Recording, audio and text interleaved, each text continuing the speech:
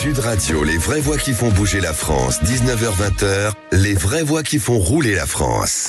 Et on vous souhaite la bienvenue comme tous les jeudis soirs, cette émission, les vraies voix qui font rouler la France avec Philippe David. On est toujours chaque semaine très heureux de rencontrer en tout cas des constructeurs, qu'ils soient moto ou auto, avec aussi des belles start-up. On va en parler. Allez, on parle de Triumph ce soir, qui est devenue la 5e marque du marché français en 2024. Une excellente année avec 10 925 machines immatriculées, une hausse de 12% par rapport à 2023. Eric Pecoraro sera avec nous dans quelques instants, directeur marketing de Triumph France. Un récidiviste de 24 ans a été laissé en liberté après un accident qui a causé la mort d'un enfant de 18 mois. Il était positif à l'alcool et aux stupéfiants et il avait déjà été condamné pour conduite sous stupéfiants.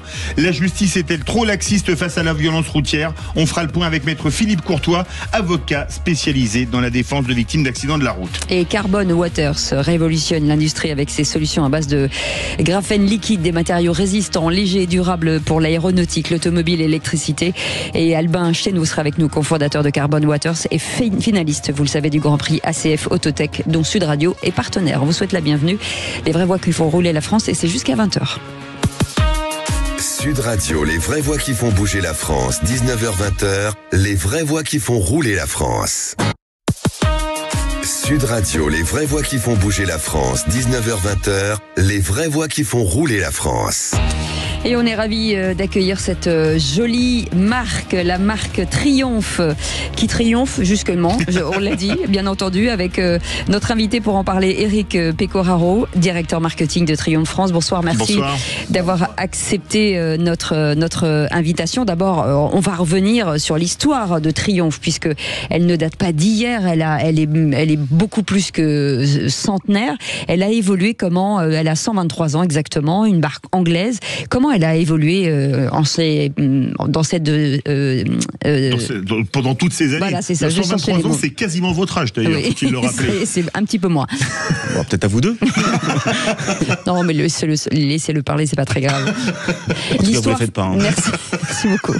C'est la chirurgie esthétique, c'est ce que je dis. 123 années, en tout cas, d'existence, avec des hauts et des bas, des changements. C'est quoi l'histoire de cette marque? Ah oui, comme vous le dites, une marque qui a 123 ans. On est la plus ancienne marque de moto encore en activité en étant complètement en production depuis 123 ans. Donc évidemment, il y a eu des hauts et des bas, et la marque a commencé évidemment en Angleterre, à Coventry en 1902. Et puis, je vais vous faire une version courte, parce que je suis un peu bavard en plus. Donc, la marque s'est fortement développée jusqu'à la Première Guerre mondiale, période de guerre, où les efforts de guerre ont été importants, et la marque là a su se structurer pour produire beaucoup de motos. Et puis, de fil en aiguille, dans les années 30, elle a rencontré un grand succès en Angleterre par la course. Il y a des épreuves en Angleterre qui s'appellent des épreuves sur route, comme la course de l'île de Man, qui est une course très connue en moto. Incroyable. Oui, qui est folie. Tout à fait, effectivement. Donc, on a gagné plusieurs fois dans ces années-là. Et puis, donc, la marque a continué à se développer très fortement jusque dans les années 60. Je vais aller très vite. Où la marque exportait pratiquement 80% de sa production aux États-Unis. Et aux États-Unis, si on n'avait pas une Triumph, quand on était un peu célèbre ou acteur, on n'était pas cool. Et donc évidemment, il y a de grands noms qui ont fait la notoriété de la marque à ces moments-là. Et puis elle était dans tous les films, Marlon Brando, L'équipe est sauvage, Steve McQueen évidemment dans La Grande Évasion. Il a une moto Triumph où il prend le grillage et il se fait arrêter à la fin. Exactement, c'est exactement ça. Fallait pas dire la fin, je l'ai pas vu.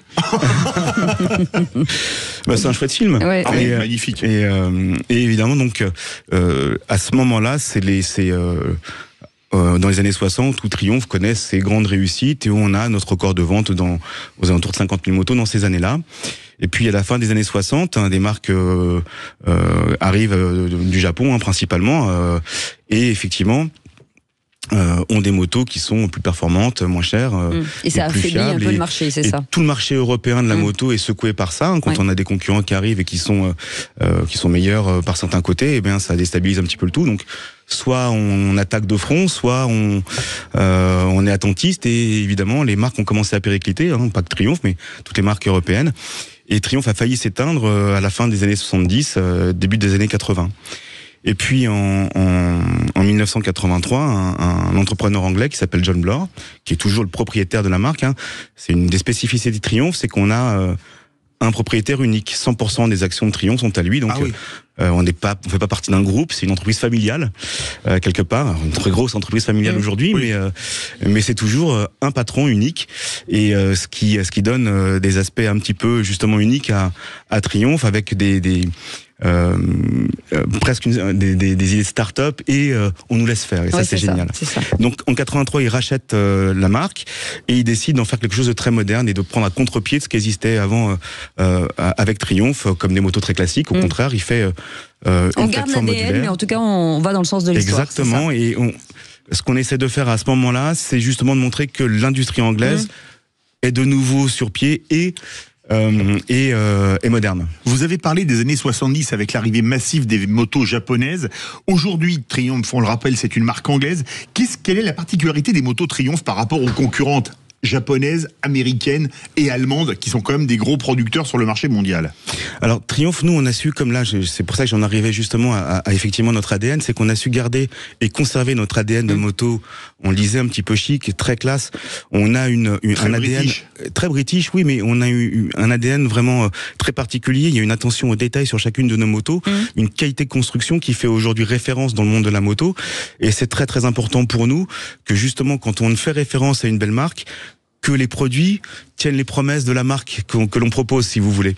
Et aujourd'hui, même si on a des motos qui sont dans plein de gammes, hein, on a une très très large gamme de motos, on a des motos qui font appel à notre ADN très classique, mais qui sont en fait des motos extrêmement modernes, avec les dernières technologies, mais on les cache derrière des aspects classiques, et c'est finalement un énorme travail d'ingénierie pour réussir à cacher toute cette modernité dans un très très beau produit qui fait appel justement à ces références très belles, très jolies, et un petit peu sexy, de la moto.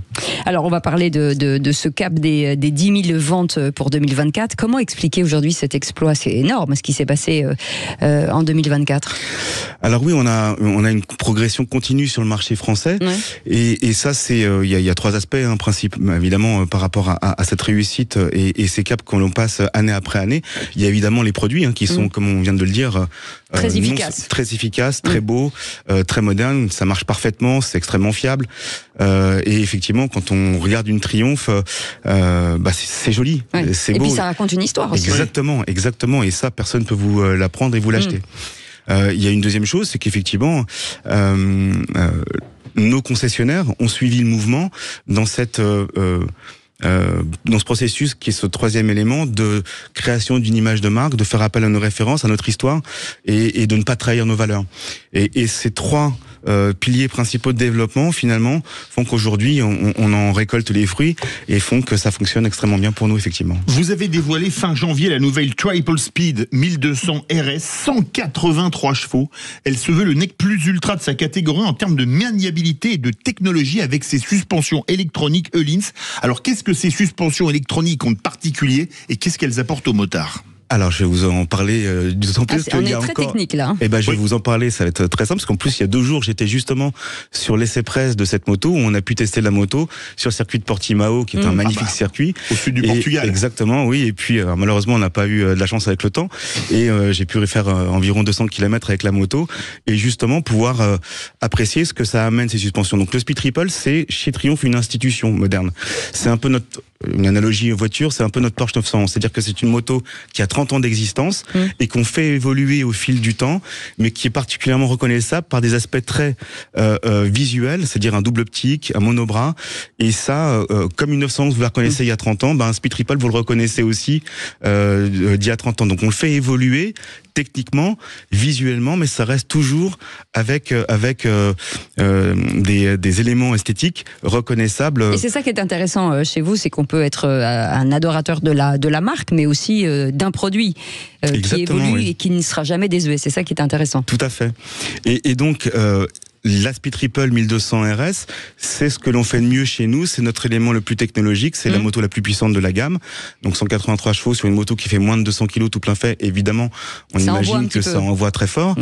Et justement, même si ça envoie très fort, on veut que la moto soit utilisable au quotidien et que vous puissiez prendre votre moto tranquillement pour aller au travail le matin ou vous balader. Et donc, les suspensions que vous avez dit tout à l'heure, les Öhlins C3, c'est la dernière génération de technologie suspension qu'on a aujourd'hui sur les motos. Donc, il y a que quelques motos hypersportives qui l'ont, plus nous.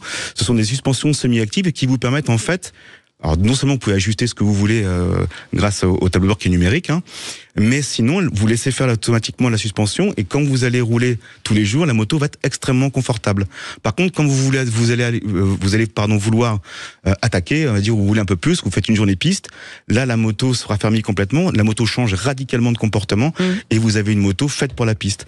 Et donc ça permet d'avoir un très très large éventail, évidemment de réglage de suspension automatique et qui permet d'avoir une utilisation ou sur route et utiliser la moto au quotidien ou carrément sur piste en usage intensif. La sécurité à moto, j'imagine que c'est forcément votre point de mire, hein, comme l'automobile. Qu'est-ce qui change et qu'est-ce qui évolue? Les freins, c'est quoi? C'est la tenue de route, c'est quoi? Alors, c'est exactement ça. On parlait de technologie tout à l'heure. Pratiquement toutes nos motos aujourd'hui sont équipées des dernières technologies de sécurité. Alors on a ce qu'on appelle ABS aussi. Alors c'est même plus que ça maintenant, ça s'appelle l'ABS en virage. C'est ça. C'est-à-dire que la moto donc il y a 6 axes, on va pas rentrer en trop de technique, mais en fait on a une espèce de gyroscope sur chacune de nos motos qui permet de détecter quelle est la place de la moto dans l'espace, c'est-à-dire à quel degré elle est, comment elle est cabrée, à quelle vitesse elle va. Et quand on prend de l'angle sur une moto, quand on freine très fort, eh bien évidemment la physique fait que si on freine trop fort, la roue avant va s'échapper, on va tomber. Là, la technologie que nous avons sur nos motos vous permet effectivement de freiner même très très fort, parce que si vous êtes surprise sur l'angle, mais le freinage ne va pas être à son maximum. La moto, l'électronique va réguler le freinage, et donc vous n'allez pas tomber. Donc c'est tous ces éléments de sécurité qu'on a sur nos motos, comme le Speed Triple 1200 RS dont on vient de parler. On parlait il y a quelques instants du luxe avec la 1200 RS. Vous faites une série spéciale en hommage à un cascadeur américain qui s'appelait, parce qu'il est décédé malheureusement, Evel Knievel.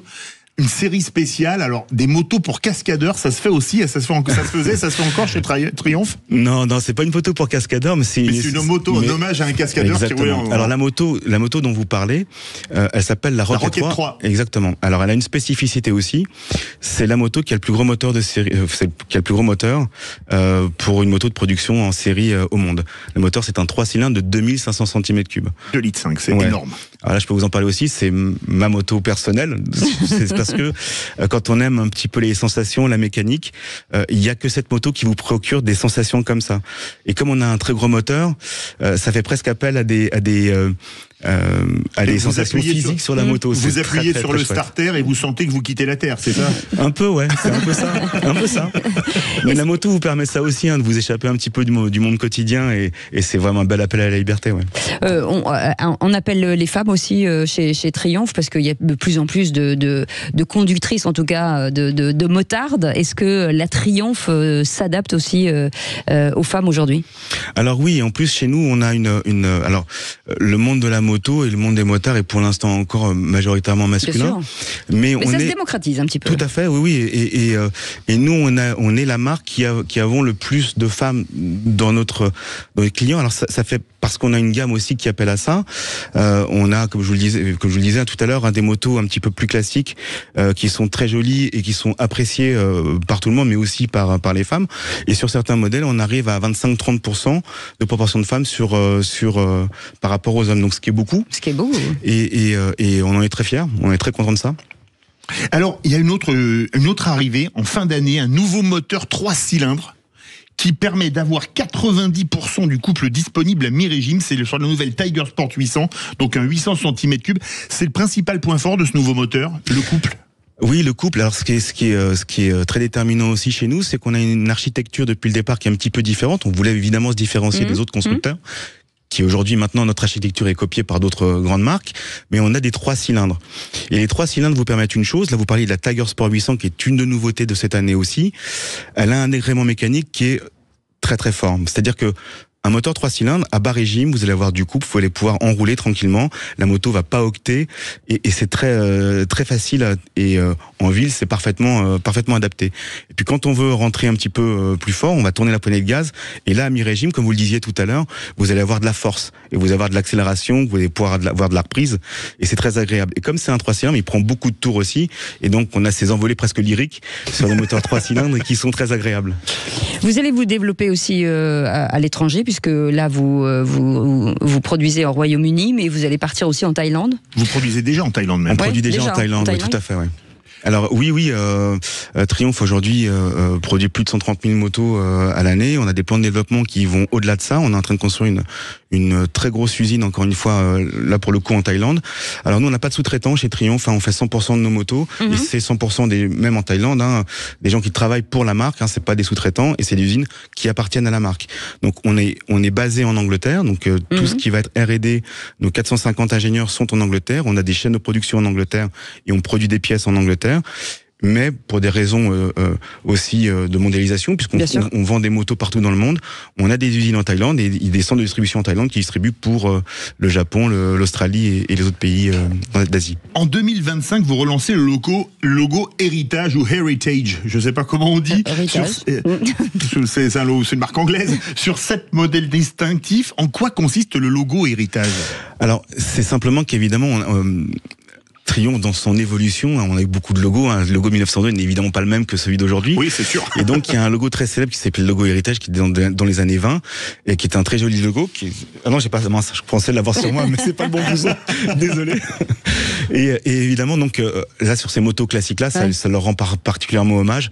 Et donc on le met en peinture sur des modèles qui sont nos icônes pour nous, par exemple comme des Bonneville, les modèles Bonneville, icônes des années 60. Et donc ces motos là seront avec un logo Héritage. Et sur la politique de prix aujourd'hui, parce que c'est quand même un peu le nerf de la guerre, est-ce que finalement ça reste des motos qui restent accessibles ?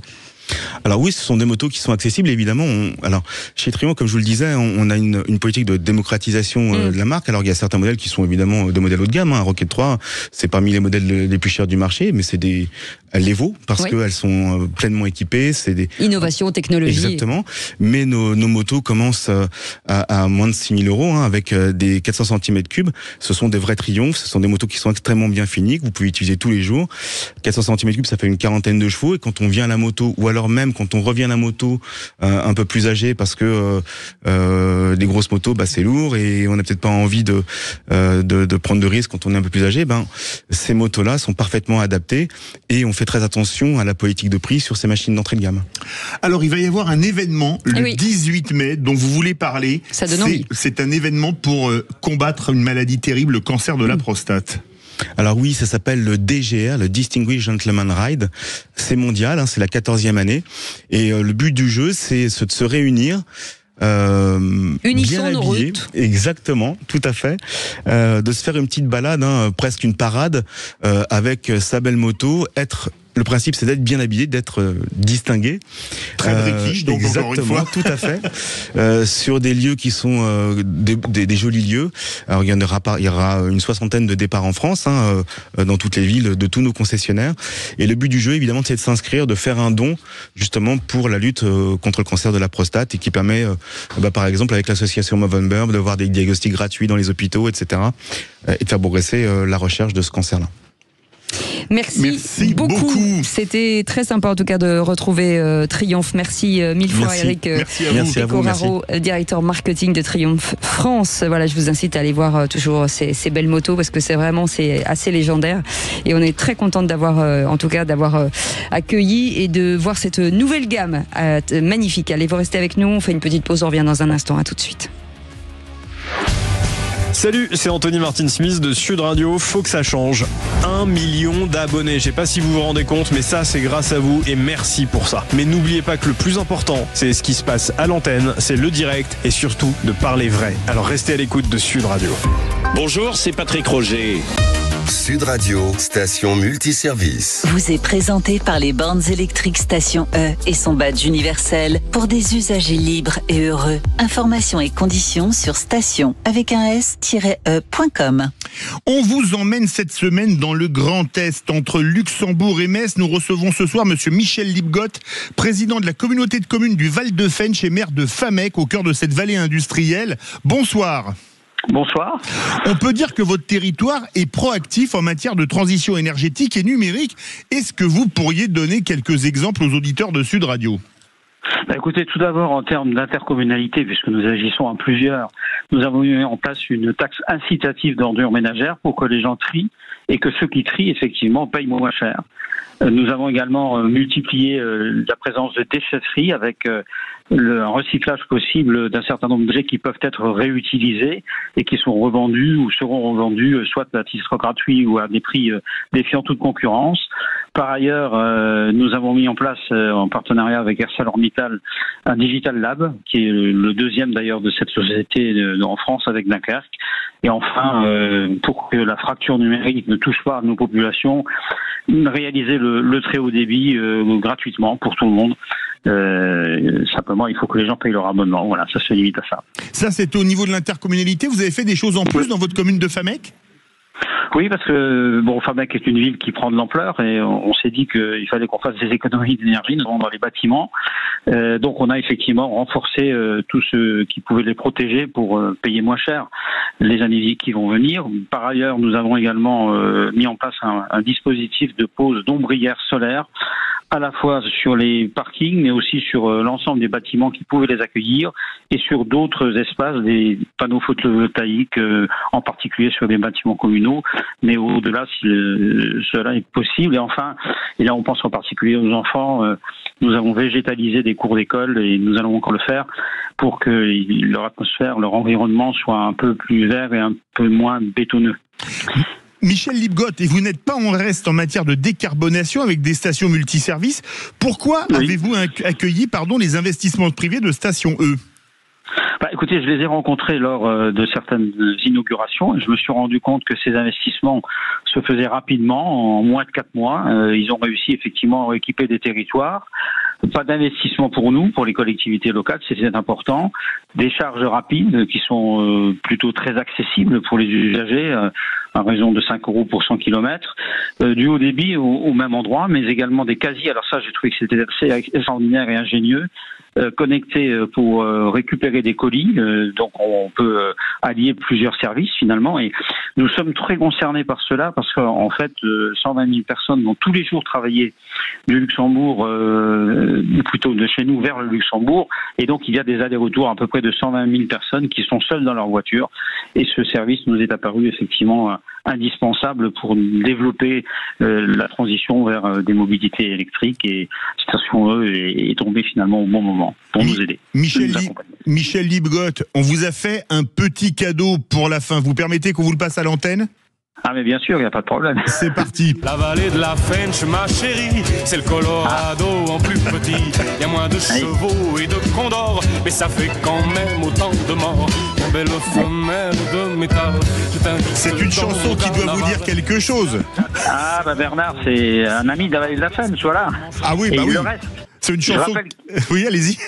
Je rappelle à la fois qu'il a chanté la vallée de la Fensch, mais qu'il y a encore 2500 sidérurgistes ici dans la vallée de la Fensch. Donc on pense toujours à Bernard Lavilliers, rassurez-vous. Absolument, c'est pour ça, quand vous êtes de la communauté de communes de la Fensch, qu'on vous a mis cette chanson de côté. Et on salue Justine, qui fait le web des Vraies Voix, qui est également originaire de Lorraine, mais pas tout à fait de la vallée de la Fensch, un peu à côté. C'est pas grave. Merci à vous, Michel Lipgott. Mais de rien. Bonne soirée. Je rappelle que vous êtes président de la communauté de communes du Val de Fensch et maire de Famec, au cœur de cette vallée industrielle. Sud Radio, station multiservice. Vous a été présenté par les bornes électriques Station E et son badge universel pour des usagers libres et heureux. Informations et conditions, station avec un s-e.com. Et la justice est-elle trop laxiste face à la violence routière? On va poser la question à maître Philippe Courtois, avocat spécialisé dans la défense des victimes d'accidents de la route. On rappelle, Philippe, cette information d'un bébé de 18 mois qui a perdu la vie dans un accident de voiture. C'était samedi dernier dans l'Ain. Oui, après une collision entre deux voitures, le conducteur responsable de l'accident, ivre et sous l'emprise de stupéfiants, a été mis en examen mais laissé en liberté sous contrôle judiciaire alors qu'il est poursuivi pour homicide involontaire, blessures involontaires, mise en danger d'autrui et conduite d'un véhicule à une vitesse excessive. Pourtant, il n'est âgé que de 24 ans et il a déjà été condamné en 2022 pour conduite sous stupéfiants et circulation en sens interdit. Philippe Courtois, bonsoir. Bonsoir. Quand certains hurlent au laxisme de la justice sur les délits routiers, on peut dire que quelque part cette décision leur donne raison, non ? Oui, totalement. Honnêtement, c'est un signal véritablement négatif qui est lancé à l'ensemble de la population, parce que on peut boire, fumer, rouler vite, tout ce que vous voulez. On ne va même pas en détention. Alors, la détention est l'exception, je suis d'accord. Mais on est en train de montrer comme exemple à nos jeunes conducteurs ou même à d'autres personnes que vous pouvez être irresponsable au volant, vous pouvez causer l'irréparable. Eh bien, vous n'allez pas aller tout de suite en prison. Alors, bien sûr qu'il va y aller, mais quand ? Quand il y avait une instruction judiciaire, ça va durer plusieurs mois, plusieurs années. Et est-ce que 5 ans, 4 ans après, quand on est jugé, on va vraiment aller en prison? J'en suis pas persuadé. Par mon expérience de près de 20 ans, je peux vous l'assurer.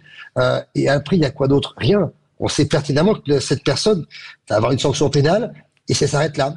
Question financière, c'est l'assurance qui va prendre en charge toutes les fautes qu'il a pu commettre. Et ça aussi, c'est inadmissible. Alors, est-ce que ce profil, par exemple, de récidiviste, est-ce que c'est assez courant ou c'est que ça reste quand même assez marginal? Non, c'est courant. Honnêtement, on a eu la lumière sur les affaires de Pierre Palmade et du fils, malheureusement, d'Yannick Allédo, Antoine Allédo, donc qui est décédé. Mais tous les jours, ça arrive. Des personnes qui commettent de l'irréparable tous les jours, qui sont arrêtées et qui vont même pas en détention, je peux vous en démontrer plusieurs. C'est un laxisme, oui, parce que sincèrement, je pense que la prévention est arrivée est à bout de souffle. On peut plus rien faire. On a beau montrer des images chocs, des vidéos à nos jeunes ou autres, ça change rien. On a beau leur dire qu'il faut pas boire et fumer, ça change rien. C'est la répression maintenant qu'il faut passer à autre chose. Je suis pas pour le tout prison, ce n'est pas ça, mais qui est véritablement la prise en compte des faits qui sont dramatiques, qui sont volontaires, encore une fois, à l'origine d'un fait involontaire qui est le décès. Mais encore une fois, c'est le seul drame humain, les accidents de la route, que l'on peut gérer. On a un pouvoir dessus. Les autorités ont un pouvoir dessus. La justice aussi. C'est-à-dire que c'est pas comme une maladie qu'on peut pas endiguer, ou le Covid. Là, on peut agir justement en appliquant les règles et en empêchant et en faisant comprendre que si vous commettez de tels actes, eh bien, vous avez des sanctions qui sont réelles et véritables. Alors, il y a une demande qui avait été faite depuis très longtemps, c'est le délit d'homicide routier. Ce matin, le Gérald Darmanin, le garde des Sceaux, sur Sud Radio, a dit qu'il était favorable. Vous le suivez dans cette voie? Ah oui, bien sûr, parce que je fais partie de ceux qui sont à l'origine de ce changement-là. Mais c'est un changement sémantique, soyons très clairs. On change homicide involontaire par homicide routier. Mais est-ce que c'est vraiment parlant, l'homicide routier? Je pense que ça n'a pas changé les peines, ça sert à rien d'échanger. Il faut mieux parler d'homicide, on va dire, responsable. C'est-à-dire que l'homicide responsable, c'est plus dans le sens d'une volonté de commettre une infraction et de prendre le volant après. Parce que l'homicide routier, ça va permettre aux familles, c'est vrai, de ne pas avoir ce sentiment qu'on banalise le décès de leurs proches et comme une simple agression ou autre. Ça veut dire, si je vous suis, ça veut dire que lorsque vous buvez, lorsque vous vous prenez de la drogue ou quoi que ce soit, ça veut dire que vous savez sciemment que vous n'êtes pas en situation de prendre le volant, et ça, c'est ce qu'il faut juger. C'est ça qu'il faut juger, parce qu'on a tous passé notre permis de conduire. On sait tous que quand on boit, on peut pas conduire. Quand on fume, on peut pas conduire. On roule vite, c'est pas légal. On transgresse la loi. Mais on va prendre délibérément, parce qu'on le sait, prendre le volant. Nombre de dossiers qu'on peut voir où on a des personnes qui vont boire et ils savent pourtant qu'ils doivent rentrer chez eux. Ils bravent l'interdit. Mais une fois qu'ils sont au volant, et je rejoins beaucoup d'associations qui considèrent que la voiture est une arme, en quelque sorte. Ah oui. Parce qu'une fois au volant, vous pouvez faire n'importe quoi. Et c'est un acte involontaire. Vous n'avez pas voulu tuer la personne. Mais en prenant le risque de boire et de prendre le volant, eh bien oui, c'est des infractions qui sont encore plus importantes, qui doivent être réprimées. On n'est pas sur de l'involontaire en tant que tel. C'est vraiment ce que cherchent les familles, on banalise un peu trop. Il y a aussi les médicaments. Il y a énormément de Français qui sont aujourd'hui sous tranquillisants, sous médicaments, antidépresseurs. Donc ça veut dire que là aussi, ça peut avoir un impact. Alors, m'en parlez pas, parce que les médicaments, j'ai tout fait pour que ce soit rajouté comme circonstance aggravante, ça ne sera pas. Ça ne sera pas parce que il y a beaucoup de procès, on va voir les responsables dire « Ah, mais je ne savais pas. Je ne savais pas qu'ils n'avaient pas le droit de conduire. C'est la faute du médecin. » Et on avait proposé à l'ordre des médecins, mais ça a été refusé, ne me demandez pas pourquoi, qu'ils rajoutent sur l'ordonnance « Attention, vous ne devez pas conduire. » Et pareil pour le pharmacien, ça leur permettait d'être dédouanés en quelque sorte. Mais ça ne passera jamais. Parce qu'en France, on est des champions des antidépresseurs, des anxiolytiques et autres. Comme pour les personnes âgées, ça ne passera pas non plus. Parce que de leur faire des examens ou de vérifier leur acuité visuelle ou enfin, tout simplement physique, parce que ce serait la mort des campagnes. C'est ce qui nous a été expliqué. Philippe Courtois, moi il y a une question que je me pose parce que théoriquement la peine elle est faite pour faire prendre conscience à la personne condamnée de ce qu'elle a fait. Quand on voit ce cas, un type sous stupéfiant qui n'a tué personne mais qui est condamné, là il y va ivre, sous stupéfiant, il tue un bébé. Ouais. Est-ce que quelque part, moi je me pose une question, elle est peut-être pas très politiquement correcte, mais moi j'estime que quand c'est en récidive, c'est un crime et ça devrait passer devant une cour d'assises. Alors, crime, pas forcément, il n'y a pas de caractère volontaire. Là où je vous rejoins en revanche, c'est vrai que les sanctions qu'il a eues avant, il n'en a rien à faire. Ah bah, il s'en fout royalement, ça c'est clair. Il s'en fout. Alors, je vais dans votre sens, il s'en fout. Mais le pire, c'est que là, l'audience qui va avoir lieu correctionnelle, qu'est-ce qu'il va dire? Qu'il a pris conscience. Ah oui, bien. Le nombre de fois où j'ai pu voir en près de 20 ans les détenus dire « Ah oui, j'ai pris conscience enfin qu'il fallait que j'arrête de boire, de fumer. » C'est la phrase magique, c'est ça ce que vous voulez dire? Pour avoir une peine moins lourde. C'est toujours ça. C'est ça. Et je regrette, je suis triste, ça aurait pu être de ma famille, j'aurais voulu être à sa place, mais à sa place, il aurait pu y être, mais en faisant sa bêtise tout seul, pas en prenant le volant. On n'est pas tout seul. Donc c'est bien beau toutes les réformes qu'on veut faire. Là, je vais être au Sénat auditionné la semaine prochaine pour un projet qui est d'empêcher les jeunes, on interdit plutôt les jeunes conducteurs, de rouler avec des voitures forte cylindrée. Oui, c'est bien, mais ça va servir à quoi? Il n'y a pas un gendarme derrière chacun d'entre nous. Un petit mot, juste un petit mot. Vous étiez pour le permis à 17 ans? Non, je n'étais pas pour. D'accord. Je n'étais pas pour parce que le permis, honnêtement, on a beau vous le supprimer, on a beau faire tout ce que vous voulez, ça n'empêchera pas un imbécile, excusez-moi du terme, de rouler et de prendre le volant. En revanche, d'avoir des sanctions qui sont véritables, et je suis navré, peut-être que je suis un peu âgé, mais moi j'ai toujours entendu mes parents dire attention, si tu fais une bêtise, on va perdre la maison, on va perdre plein de choses.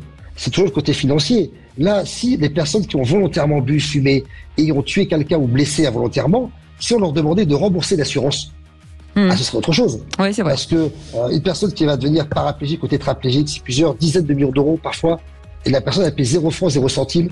Pierre Palmade, il va rien payer. Celui qui a tué Antoine Aleno, pareil. Et pourtant, ils étaient pas dans leur état. Donc je trouve que c'est pas dans le sens des assurances. C'est pas mon quotidien, c'est l'inverse. Mais de dire voilà, mais tous les jours il va devoir travailler, tous les jours il va devoir rembourser l'assurance. Eh bien, je pense que dans l'esprit de tout le monde, on n'aura plus l'image de c'est pas grave si je bois ce week-end entre amis, si je bois cet hiver et que j'amène tous mes copains.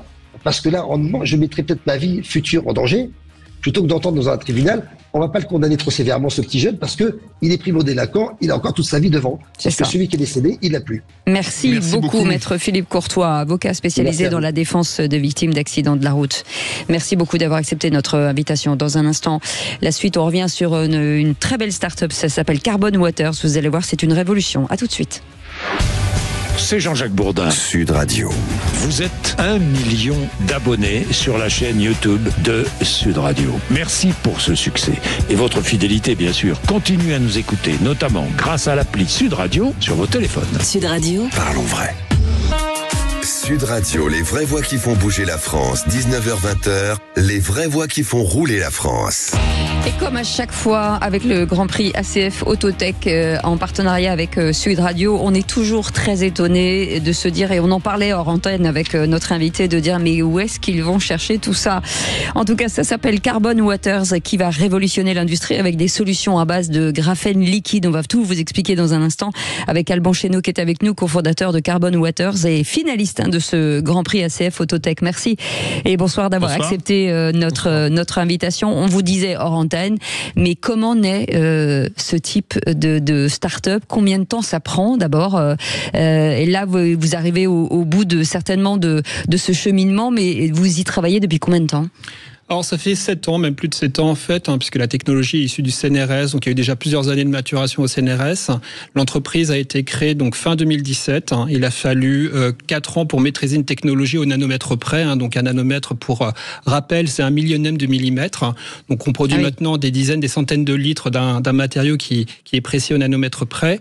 Donc 4 ans de développement pour le procédé, 3 ans pour les produits, et maintenant on est en qualification de produits et on industrialise. Donc effectivement, c'est une longue aventure.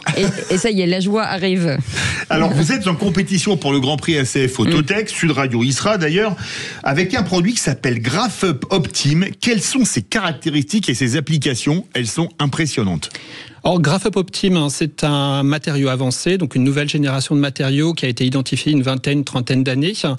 Très difficile à produire parce que très instable. Donc on est très fiers à Carbon Waters de proposer donc ce GraphUp Optime qui est un matériau avancé graphène qui permet à la fois de réduire le temps de cuisson et de diminuer les températures de cuisson pour les pièces polymères et composites.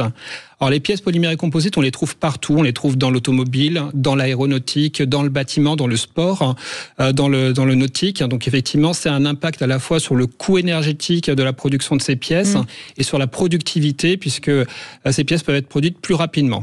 Voilà, donc ça veut dire que moins cher surtout. Moins cher surtout. C'est souvent ça qui fait venir les clients. Oui, c'est ça. Et il y a aussi une chose, avec la hausse des coûts de l'énergie, notamment depuis le début de la guerre en Ukraine, vous permettez de réduire la durée de cuisson des pièces de 60% tout en baissant la température, ce qui va faire baisser massivement les coûts, notamment en traitement de surface. Alors voilà, donc effectivement, on a sur différents types de polymères fait des tests, avec beaucoup d'industriels maintenant. On a des taux de réussite jusqu'à 60% de réduction du temps de préparation des pièces.